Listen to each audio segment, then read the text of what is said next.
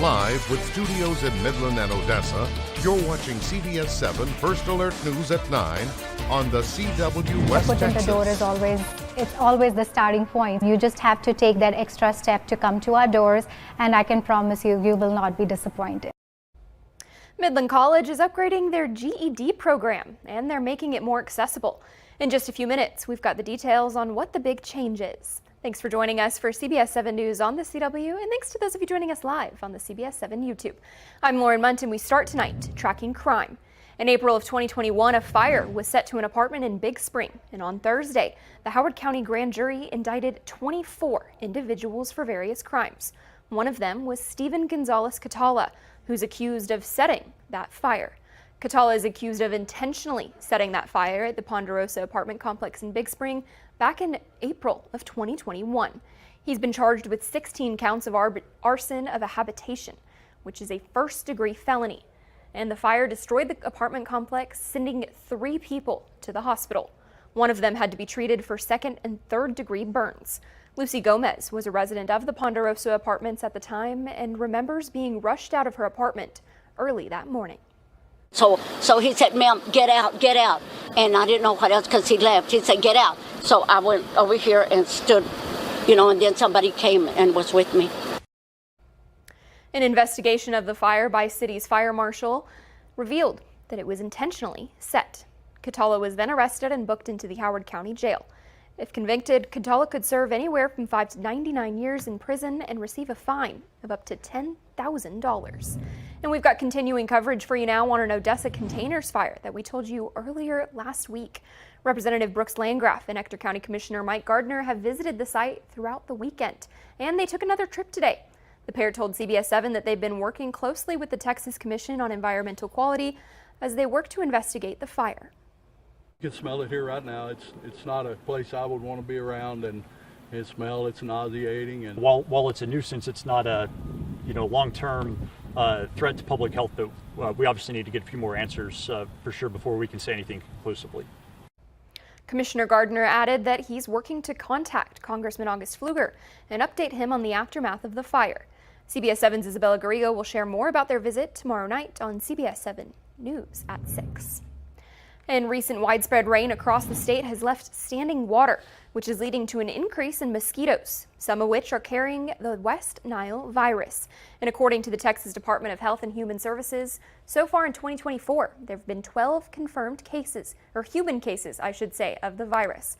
And while Midland mosquitoes have tested positive, none of the human cases have been here in West Texas. Still, it's important to stay cautious and protect yourself by wearing long sleeves and pants, applying insect repellent, and removing any standing water so that mosquitoes aren't reproducing.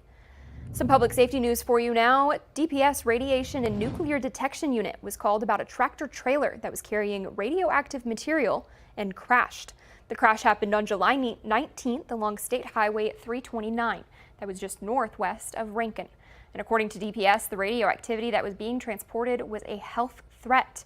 Authorities immediately shut down the road to clean up the crash and conducted radiation contamination surveys. The road was reopened once the area was clear and the threat of radiation was gone. In Big Spring, some people are starting to see their water return after being without it for hours today. The city says there was a water line break near the area of the East 11th Place extension and FM 700. That has been repaired now. According to officials, residents could still experience low water pressure, and the city says you can call the Public Works office if you've got any questions. Let's take a pause now and talk our weather forecast with Chief Meteorologist Tom Teefer-Teller. Tom, I'm back in Texas after a week away, and it is hot. Is it going to continue to get hotter? Yeah, it's going to get hotter for you here the rest of the week as we're going to see some triple digits visit the Permian Basin. Take a look at the satellite and radar view, hoping for a cooling shower, but the mountain areas was the place to be for that. And now with the sun setting, a lot of that is going away. Temperatures out there were hot into the mid to upper 90s across the Permian Basin, triple digits across the Trans-Pecos Presidio, and up to 112 down at Rio Grande Village a little bit earlier today. Saw a pretty sunset with the leftovers of thunder showers back in New Mexico with the sunset, a few clouds. and temperatures cooling off to the upper 80s currently. We still have higher humidity levels being brought in on the southeasterly winds. That kind of kept temperatures down just a little bit today. And we're still looking at winds gusting up to around 20 miles an hour, about 15 miles an hour sustained at the present time. So that's going to keep that humidity in place into the overnight hours. We're only going to bottom out around the mid 70s overnight tonight. And no surprise here, plenty of heat is on the way. Thank you, Tom. President Joe Biden is across Texas tonight in Houston, along with Vice President Kamala Harris, to pay respects to the late Congresswoman Sheila Jackson Lee. But earlier this afternoon, he commemorated the 60th anniversary of the Civil Rights Act in Austin. That's where we find Lauren Westbrook. She's outside the Lyndon B. Johnson Library and Museum. Lauren. President Joe Biden is heading to Houston this evening with Vice President Kamala Harris to honor the late Congresswoman Sheila Jackson Lee. But earlier today, he was in Austin commemorating the 60th anniversary of the Civil Rights Act. The focus of this visit shifted from efforts to rally support for President Biden earlier this month to how he plans to carry on his legacy after dropping out of the presidential race. There were 3 takeaways here from Biden that he wanted the American people to have from this speech. A push for a no one is above the law constitutional amendment, of course, referencing former President Donald Trump's immunity. He also wants the Supreme Court justices to have term limits. Lastly, he wants to enforce a code of ethics on the Supreme Court. We can and must be protected and expand our civil rights in America. We can and must prevent the abuse of presidential power and restore faith in the Supreme Court. We can and must strengthen the guardrails of democracy. We must have to remind ourselves who we are. We're the United States of America. And there is nothing beyond our capacity. Nothing when we do it together. So let's stay together, and God bless you all. Of course, the primary focus of this visit was to honor Lyndon B. Johnson's legacy and the passage of the Civil Rights Act. Biden said, let's be clear, their work, our work is not done, and that we do not celebrate these laws as part of our past, but as critical to our future. Johnson's daughter and loved ones were here at his library and museum in downtown Austin to hear President Biden's speech, along with other dignitaries and musicians who performed leading up to the speech, and actor Bryan Cranston, who read an excerpt from one of Lyndon B. Johnson's famous speeches. Reporting in Austin, I'm Lauren Westbrook. Back to you. Some education news for you now. Today, Midland College announced that they will be offering a new deal to those with a General Education Development Certificate, or GED for short. Currently, their GED program aims to boost higher education enrollment and help those students complete both transfer courses and earn certificates. Now, that program is totally free. Oftentimes, it's financial difficulties that make it hard for GED graduates to continue their studies. And now the issue of money is being removed. The program is available to all residents who've completed a GED program through Midland College or another institution and have not previously taken college courses. It's set to start next month, just in time for the fall 2024 semester. With this initiative of Midland College, offering the first course free for the first time and in the fall semester is a great initiative that is kind of tackling all the obstacles that a student might face in kind of taking the next step to enroll into post-secondary education. Again, the program is starting this upcoming semester, so if there's a class that you're interested in, you better sign up fast. For more information about enrollment procedures and available classes, just visit our website, CBS7.com. And while Midland's new zoo is not expected to open until 2027, the community can still adventure in the wild with their latest campaign that's sending West Texas on somewhat of a safari. The zoo has wrapped 10 signal boxes around town in various animal prints. We sent our photographer on this scavenger hunt, but we didn't want to ruin the exploration for all of you. So we're only showing you these close-up shots so that you can find the exact location for yourself. Now, if you find the animal boxes, take a selfie and post it on social media and use the hashtag ZMInTheWild. Zoo Midland is awarding followers who go on the adventure. They've got a chance to win a prize pack with custom-designed zoo merchandise. For more information on that hunt, you can visit Zoo Midland's Facebook page. Some local sports news for you now. Midland natives Bryce Hoppel, Ryan Phillips from Gale are representing West Texas in the 2024 Paris Olympics. And while we all anxiously wait for them to bring home the gold, let's take a look at a junior Olympian who's already bringing back some hardware to the Permian Basin. Odessa native Valerie Hunt just won double gold in the USA Track and Field Junior Olympics. Those awards come from discus and shot put, which are her new personal bests. The CBS7 sports team is continuing to follow our local athletes as they perform at the highest level, so be sure to stick with us for more. And it's almost time for football in West Texas. Starting next Monday, CBS7's Jensen Young and Jair Brooks Davis will bring you a look at how your favorite football teams from 6-man to 6A are looking for the 2024 season. Be sure to tune in for those pigskin previews. And tune in tonight for even more First Alert sports coverage with sports director Jair Brooks Davis. Still ahead, President Biden proposes overhauling the U.S. Supreme Court with less than 100 days until the elections. That story coming up next.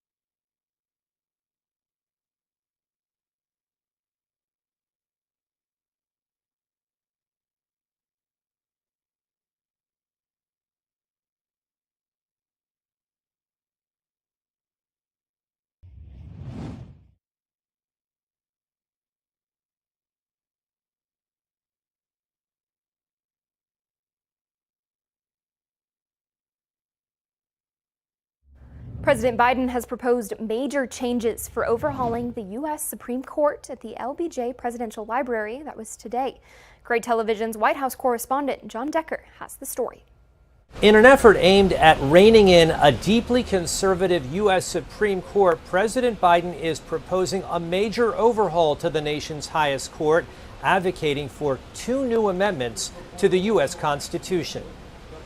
Biden, in his first event since bowing out of the presidential race last week, proposed 3 major changes to reform the Supreme Court. A constitutional amendment that would stipulate that a former president has no immunity for crimes committed while in office. Another constitutional amendment that would establish term limits for the justices who currently have lifetime appointments. And his third proposed reform, urging Congress to pass an enforceable code of conduct on the 9 justices. Based on all my experience, I'm certain we need these reforms. We need these reforms to restore trust in the courts, preserve the system of checks and balances that are vital to our democracy. They're also common sense reforms. Vice President Harris, the presumptive Democratic presidential nominee, in a statement backed the president's proposals, saying these popular reforms will help to restore confidence in the court, strengthen our democracy, and ensure no one is above the law. Meanwhile, Biden's proposals have also brought a strong reaction from congressional Republicans who say Democrats simply want these changes because they're unhappy with recent decisions from the court's conservative 6-3 supermajority. In a statement, Speaker Mike Johnson adding, President Biden's proposal to radically overhaul the U.S. Supreme Court would tilt the balance of power and erode not only the rule of law, but the American people's faith in our system of justice. With less than 6 months until he leaves office, President Biden is very unlikely to see his proposals adopted. Proposed amendments to the Constitution must be passed by 2/3 votes in each House of Congress and then ratified by 3/4 of the states. That takes time, particularly in a deeply divided Congress. At the White House, I'm John Decker. In response to these proposed changes, Congressman August Pfluger gave a statement saying in part, quote, President Biden's proposal to overhaul the Supreme Court of the United States will go nowhere in a Republican Congress. For all the endless lectures about saving democracy, they always seem to be the ones dismantling it, end quote. Well, back home in West Texas, we are looking at a beautiful sunset out there. We'll show that to you and talk about this heat up next.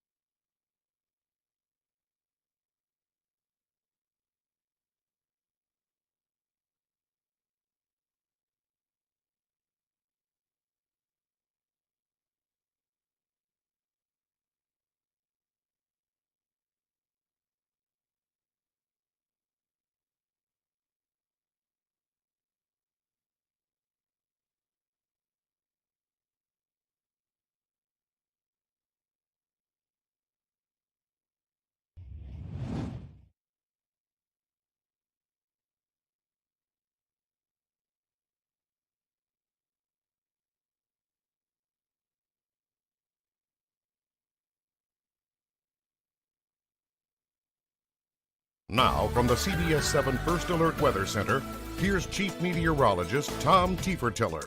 Well, let's take a look outside on our live iCam here in Odessa. Leftovers from thunderstorms back in New Mexico making for this pretty sunset that I wanted to show you this evening. That's about all that's going on in West Texas right now. That and the heat we're dealing with. We're still looking at temperatures into the upper 80s out there, low 90s out across the western Permian Basin and down towards Fort Stockton, but still hanging on to triple digits after seeing 112 in Rio Grande Village, now at 105. Ooh, we're down to 101 in Terlingua. Again, things are rather hot. Big reason why is this area of high pressure that continues to move right over West Texas. If anything, it's going to drift back to the northwest just a little bit later on in the week. But in the meantime, though, it is really going to heat things up here over the next few days. And also with that sinking motion associated with high pressure, we're not going to be looking at too much even in the way of clouds. An isolated thunderstorm in the mountain areas looks to really be about it. That's what we saw today. A few leftovers around Van Horn back towards Sierra Blanca and up in the south central portions of New Mexico is really about it across the state of Texas. And look what we saw in the way of high temperatures. Again, some of the hottest stuff back across West Texas with Presidio up to 105. Again, 112 at Rio Grande Village, but Amarillo up to 103 degrees. Again, topped out 95 out at the Midland National Air and Spaceport. Futurecast is showing with those southeast winds, a little Gulf moisture tries to move in the morning hours. May bring some low clouds to parts of the Permian Basin and the lower Trans-Pecos. They'll be gone by noon.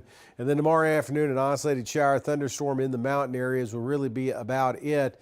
Moving the clock ahead towards Wednesday, about the same thing again. Those low clouds may make their way in across the central Permian Basin, but they won't last long, and then we'll see more isolated stuff start to pop up again in the mountain areas by the afternoon. So milder overnight tonight, lower to mid 70s out there, and tomorrow rather hot, approaching 100 plus in many locations. Hottest stuff in the Pecos River Valley and also along the Rio Grande tomorrow afternoon. So again, this is going to be the case for the rest of the week. Temperatures flirting with 100 degrees plus all the way through Saturday. No real change till that high pressure tries to move away a little bit. May help us out on thunderstorm chances, just a hint, and also on the heat, maybe not as bad late in the weekend.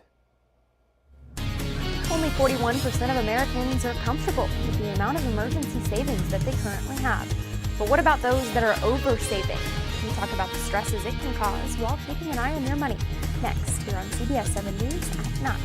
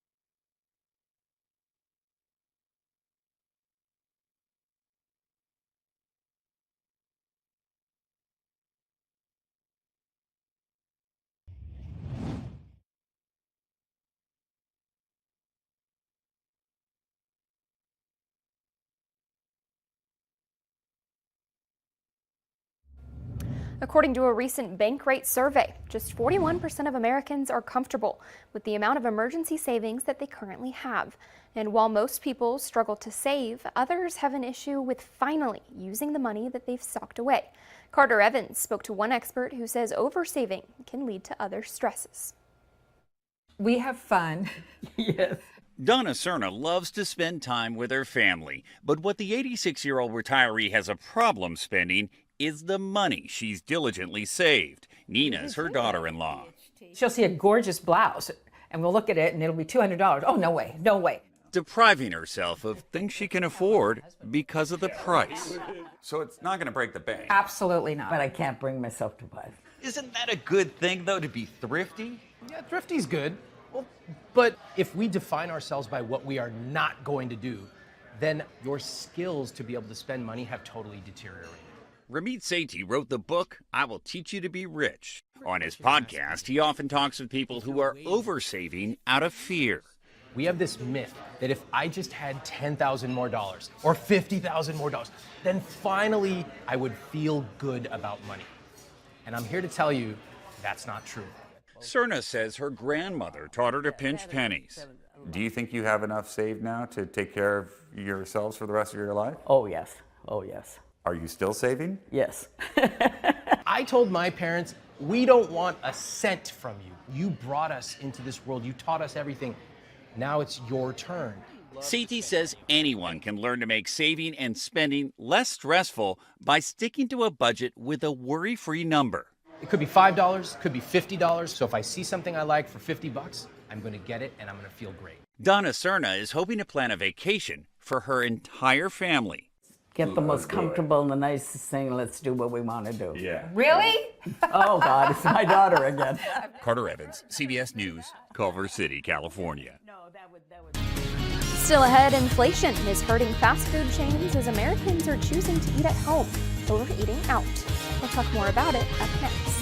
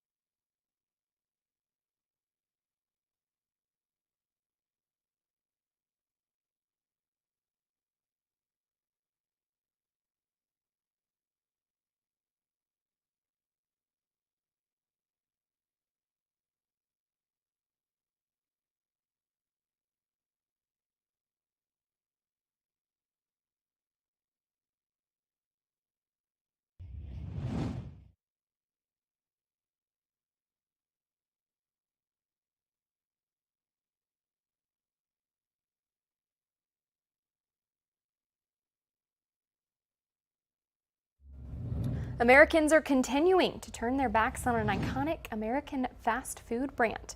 On Monday, McDonald's reported sales at U.S. stores open at least a year fell 0.7. I'm not reading that right. 7% last quarter compared to the same period a year earlier. Globally, sales dropped 1%, and it's the first time that sales fell by that much since the last quarter of 2020 during the pandemic. McDonald's is enacting a plan to bring back price-conscious customers, dubbed Accelerating the Arches. It's focusing on value meals like the $5 meal deal introduced earlier this summer. And it's not just McDonald's that's hurting. Starbucks, Burger King, Wendy's, and other rivals are also reporting less foot traffic and lower overall sales. All of this is due to inflation. No one's wanting to go out and spend money, wanting to stay home and eat. And I mean, I get it. Even at McDonald's, the dollar menu is not $1 anymore. But historically, summer's also a bad time for fast food places. It always picks up when school starts and we get into the holiday season. So that makes sense. So maybe it'll pick back up, but I'm definitely not spending my money at fast food. It's too expensive. Inflation, it's really hurting it. It really is, and it's a long way from I remember the days of the 99-cent Big Mac. Oh, not that anymore. It's like $5 now. They used to have those $1 deals on fish sandwiches and all that good stuff. Not like that anymore. Hey, at least we'll all be thinner. That's true. That's true. Okay, we'll all be thinner, okay, personally. Absolutely. All right, thanks for joining us for CBS 7 News on the CW. We've got more news coming up tonight at 10.